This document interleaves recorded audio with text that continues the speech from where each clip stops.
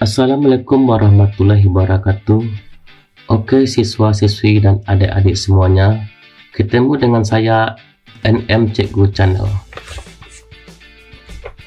Pada video kali ini kita akan mempelajari tentang sistem reproduksi manusia kelas 9 SMP MTS semester pertama. Sebelum kita memulai pembelajaran ini, marilah kita berdoa dengan mengucapkan Bismillahirrahmanirrahim.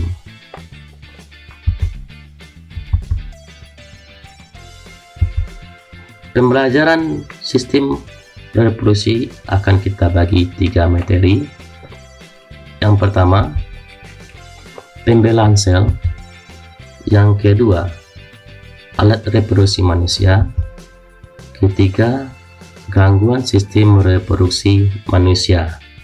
Ketiga materi ini akan kita bagi 3 buah video yang bisa siswa-siswi dan adik-adik tonton dan pahami.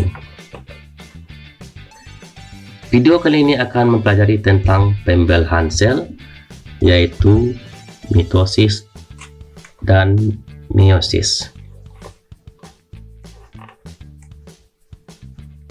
Sebelum kita lanjut tentang materi ini, ada beberapa pertanyaan.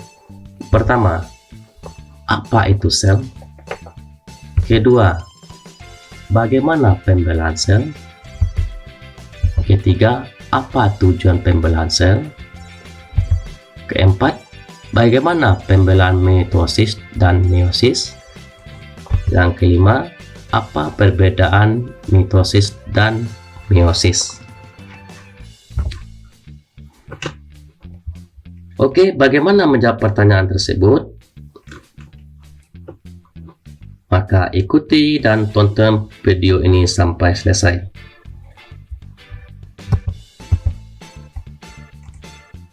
Mari kita lihat satu persatu, yaitu pertama, sel.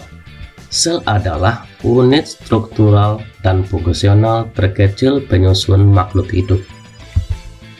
Pengertian sel dapat kita sederhanakan menjadi satuan terkecil penyusun makhluk hidup. Yang kedua, pembelahan sel.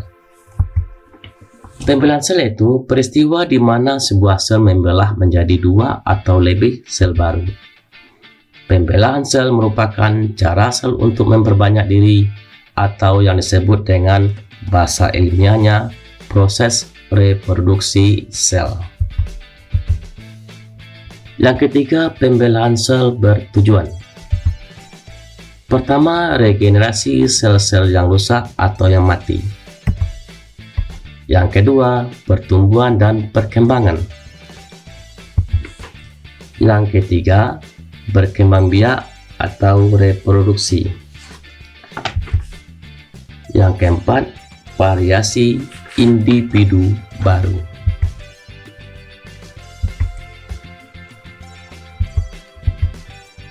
Empat, pembelahan mitosis dan meiosis. Apa itu mitosis? Mitosis adalah proses pembelahan sel yang menghasilkan 2 sel anak yang masing-masing memiliki sifat dan jumlah kromosom yang sama dengan sel induknya, atau 2N disebut diploid, yaitu kromosomnya dalam keadaan berpasangan.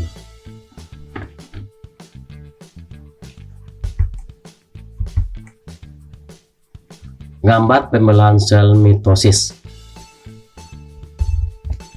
Ada profase, metafase, anafase, telofase. Fase pembelahan mitosis itu ada 4. Sebelum terjadi pembelahan, ada interfase yang sering disebut juga dengan persiapan pembelahan. Jadi sebelum pembelahan ada istilahnya namanya interfase, baru terjadilah fase pembelahan. Pertama, profase, yaitu terjadi pembentukan kromosom dan membran nukleus mulai menghilang. Metafase Kromosom berjajar di bidang ekuatorial atau di tengah sel. Anafase, kromatif pada masing-masing kromosom ditarik ke kutub, bergerak ke arah berlawanan. Telofase, terjadi sitokinesis, yaitu tahap akhir pembelahan, yang menyebabkan sel membelah menjadi dua anakan yang sifatnya diploid.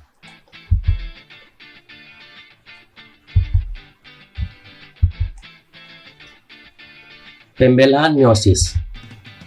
Pembelahan meiosis hanya terjadi pada organ kelamin. Pembelahan meiosis berfungsi untuk menghasilkan sel gamet atau sel telur dan sel sperma. Melalui pembelahan ini akan dihasilkan sel anak yang mempunyai kromosom setengah dari kromosom sel induk. Jadi pembelahan meiosis adalah pembelahan sel yang menghasilkan 4 sel anakan yang masing-masing sel memiliki separuh dari jumlah kromosom sel induk. Jumlah kromosom yang dimiliki oleh sel anakan adalah N atau disebut haploid. Maka pembelahan sel meiosis disebut sebagai pembelahan reduksi.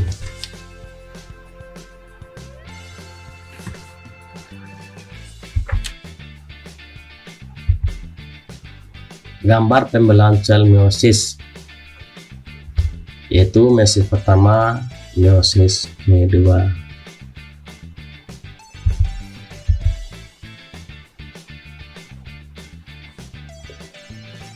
Pada pembelahan meiosis terjadi 4 fase.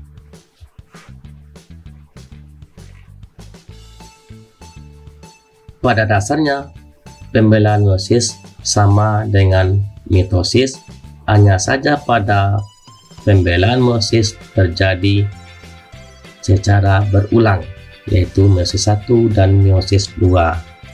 Pertama itu adanya profase 1, metafase 1, anafase 1, telofase 1.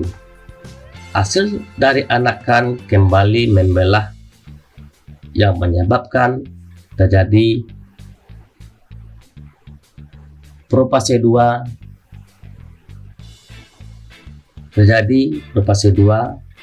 metafase 2, anafase 2, telofase 2.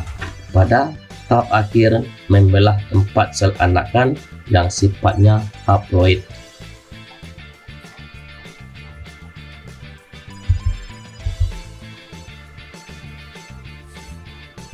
Fase pembelahan meiosis pertama, profase 1, merupakan tahap pengumpulan kromosom.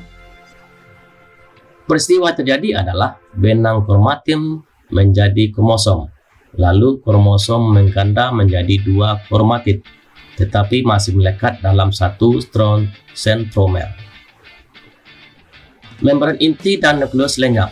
Sentrosom memisah menjadi 2 sentriol, dan di antaranya terbentang benang spindle. Yang kedua, metafase 1. Pada fase ini, kromosom berkumpul sejajar di bidang ekuator. Yang ketiga, anafase 1. Benang gelondong pembelahan dari masing-masing kutub menarik kromosom homolog, sehingga setiap pasang kromosom homolog berpisah bergerak ke arah kutub yang berlawanan. Yang keempat, telofase 1, yaitu kromatid memadat. Selubung inti terbentuk dan nukleus muncul lagi. Kemudian sitokinesis berlangsung. Pada manusia terjadi duplikasi 2 kromosom dari jumlah sehingga terbentuk 4 kromatid, sehingga terbentuk 23 kromosom yang diduplikasikan di setiap tubuh.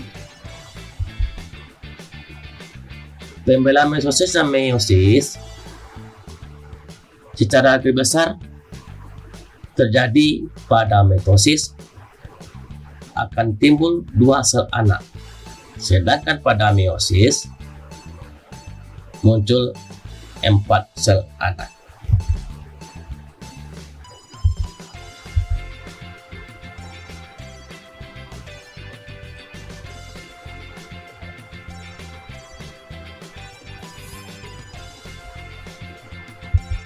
Agar lebih jelas, kita lihat tabel perbedaan antara mitosis dan meiosis. Pertama, perbedaan pertama yaitu tujuan pada mitosis untuk reproduksi asexual, pertumbuhan dan reparasi sel, juga untuk perkembangbiakan organisme eukariotik uniseluler. Sedangkan pada meiosis membutuhkan rekombinasi dan proses reproduksi seksual, juga untuk mengurangi jumlah kromosom. Perbedaan kedua, jumlah pembelahan. Pada mitosis hanya satu pembelahan, sedangkan pada meiosis biasanya dua pembelahan dan lebih bertahap. Perbedaan ketiga yaitu persilangan. Pada mitosis tidak terjadi persilangan, sedangkan pada meiosis terjadi proses persilangan. Perbedaan keempat, sitokinesis. Pada mitosis, sitokinesis terjadi hanya sekali, sedangkan pada meiosis, sitokinesis terjadi dua kali, yaitu pada fase telofase 1 dan telofase 2. Perbedaan kelima, sifat sel anakan. Pada mitosis, identik dengan sel induk, sedangkan pada meiosis tidak identik dengan sel induk atau terjadi kombinasi gen. Perbedaan keenam, sifat kromosom sel anak hasil pembelahan dari sel induk. Pada mitosis diploid atau 2N, sedangkan pada meiosis haploid atau N. Perbedaan ketujuh, jumlah sel anak.